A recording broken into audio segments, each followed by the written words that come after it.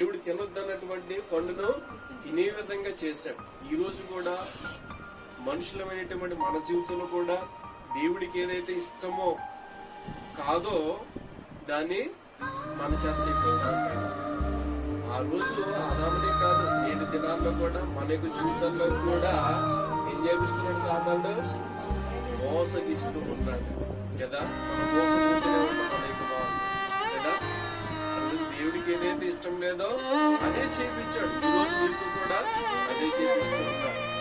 అయితే ఎవరు మోసగాడు?